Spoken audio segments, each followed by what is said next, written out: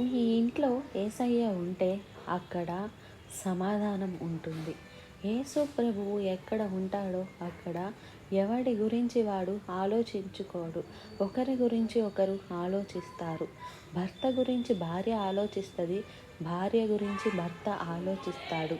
అప్పుడు ఒకరి అవసరతలు ఒకరు తీర్చుకుంటారు. ఇద్దరి కొరతలు తీరుతాయి. ఈ లోకంలో సాతాను అనేవాడు ఒకడున్నాడండి. మీకేమన్నా తెలుసా వాడు? అబ్బే, అస్సలు తెలీదండి అంటారేమో అనుకున్నాను. వాడెందుకు తెలియదు? వాడు మా బెస్ట్ ఫ్రెండ్ అయితే అన్నాడు ఒక ఆయన. ఎవరంట? బెస్ట్ ఫ్రెండ్ అంట వాడు. సాతాను గాడి తలంపులు వాడి ఆలోచనలతోటే ఉన్నోడు. ఎప్పుడు చూసినా సెల్ఫిష్ ఫెలో అండి. సాతాను ఎప్పుడు వాడు ఏమన్నా నీకేదైనా ఇచ్చాడంటే, నిన్నేమన్నా పొగిడాడంటే వాడు నిన్ను నాశనం చేయడానికి చేస్తున్నాడే తప్ప నీ మీద ప్రేమ ఉండి కాదండి. పొగడ్తలకు లొంగిపోకండి.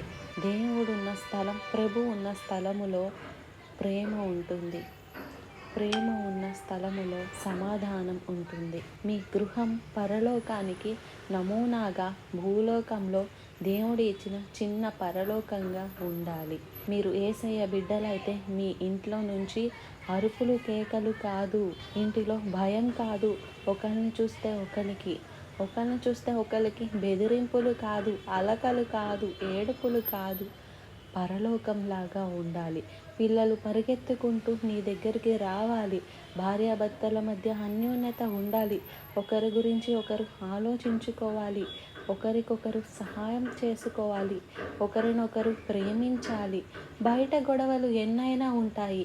ఇంటికి వచ్చేటప్పటికి వాటిని ఇంట్లో తీసుకురామాకండి. గుమ్మంలో వదిలేసి రండి.